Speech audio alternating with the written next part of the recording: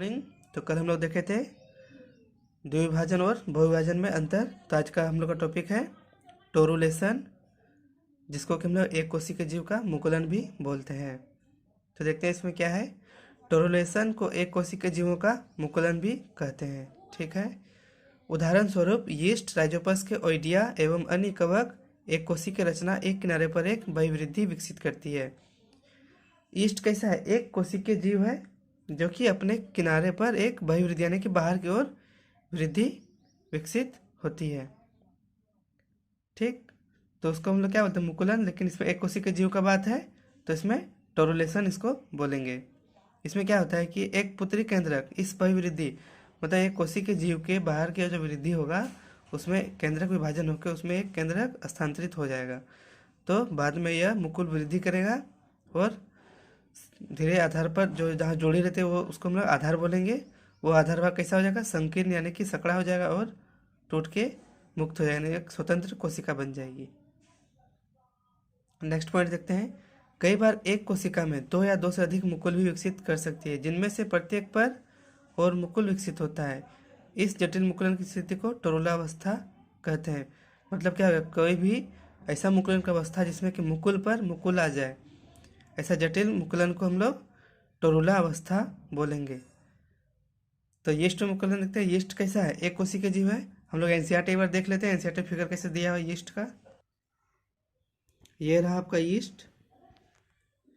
ये कैसा है? एक कोशिकीय है। इसमें रिक्तिका केंद्रक में यहाँ देखिए विभाजन हो रहा है और ये नेक्स्ट में जो नया प्रवर्त मुकुल था उसमें एक केंद्रक चला गया और एक जो जनक में था वो एक जनक में रह गया।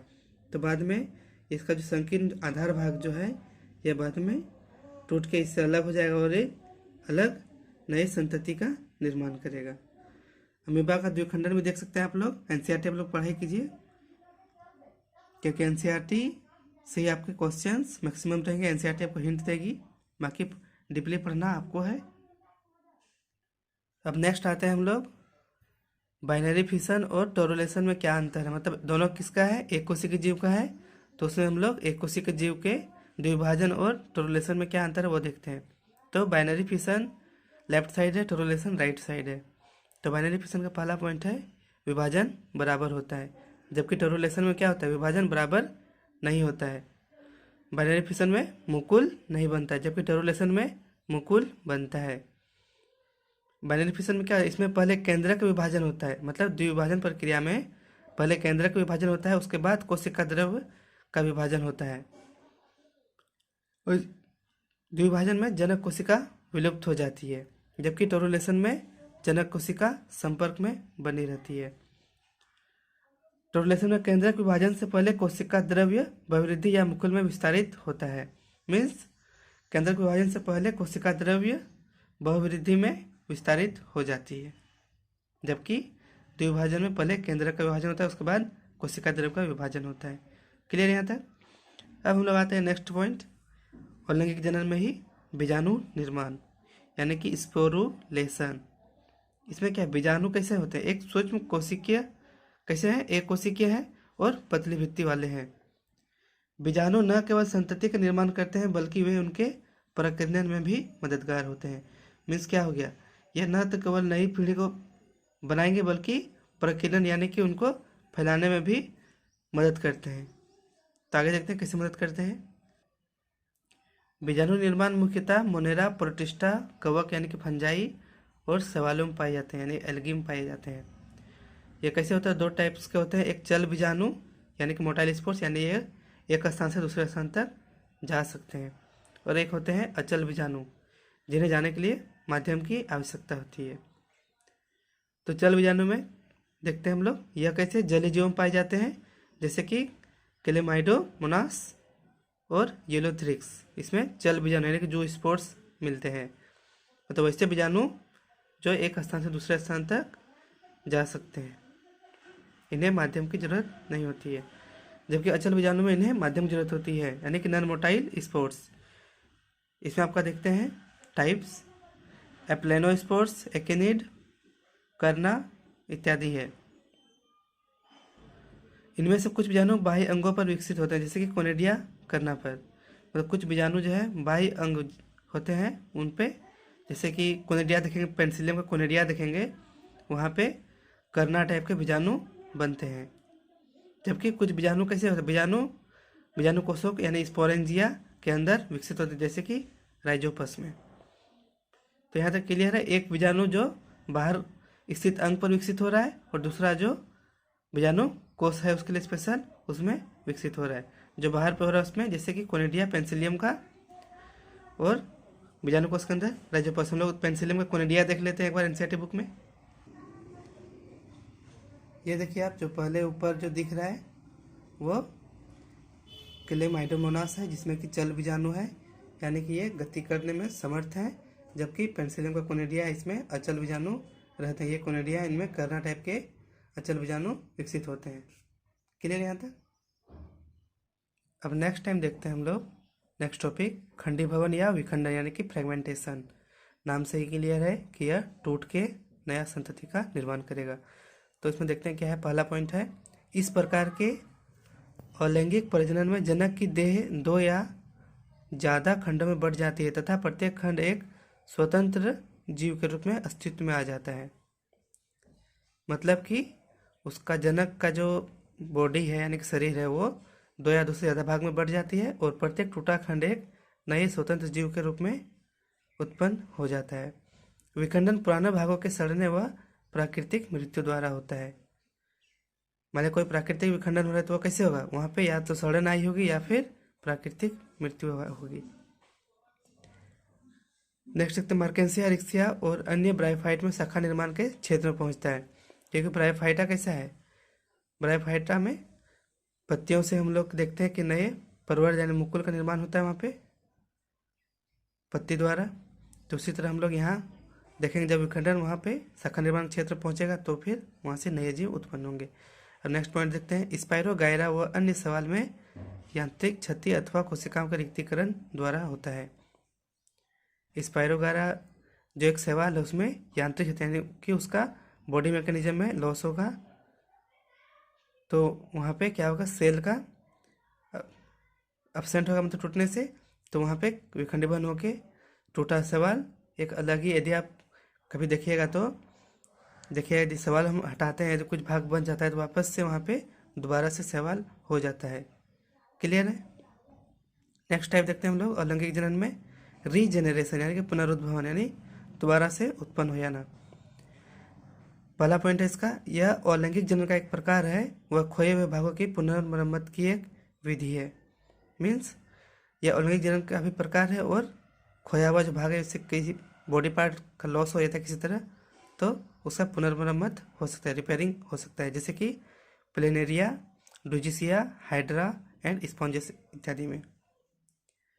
इस विधि में देखते हैं क्या होता है। इस विधि में अगर जीवधारी अपना एक भाग खो देता है या 2 से ज़्यादा टुकड़े में विभक्त हो जाता है तब शरीर की संचय कोशिकाएं उभरती है, वह खोए भाग का निर्माण करती है। मीन्स जो भाग हमारा टूट फूट जाता है, क्षति हो जाता है, तो वापस से वहाँ पे ये संचय कोशिकाएं जो होती है वो खोए भाग का निर्माण कर देती है, जिससे कि वहाँ पुनर्निर्माण होकर वह मरम्मत हो जाता है। पुनरुद्भवन जो है केवल निम्न कोटि के जीवधारियों में प्रजनन की एक विधि है। उच्च श्रेणी के जीवों में यह केवल एक सीमा तक मरम्मत करने उपयोगी है। पुनरुद्भवन किसमें पाया जाएगा, केवल निम्न कोटि के जीवों में पाया जाएगा।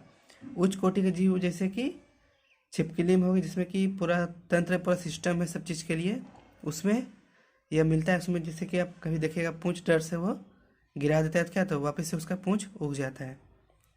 अब नेक्स्ट देखते हैं हम लोग मुकुलन यानी कि बडिंग।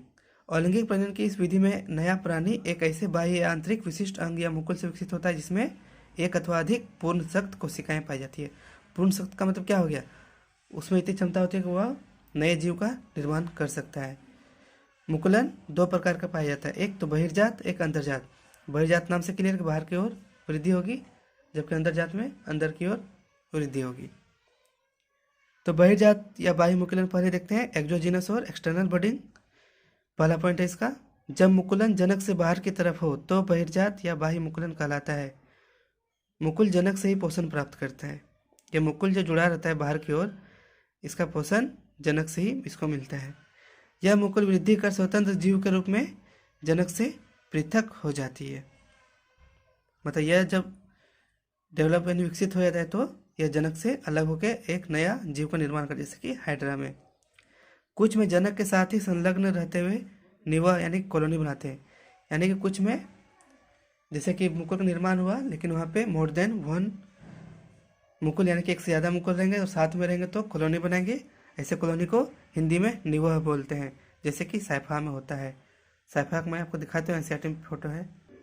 ये देखिए साइफा, इसमें मोर देन वन मुकुल है। कितना 3 मुकुल दिख रहा है, जिसमें एक मुकुल का नामकरण किया गया है। पहला जो मुख है वो स्क्विलम कहलाता है, उसका गला जो है ऑस्क्युलर फ्रिंज।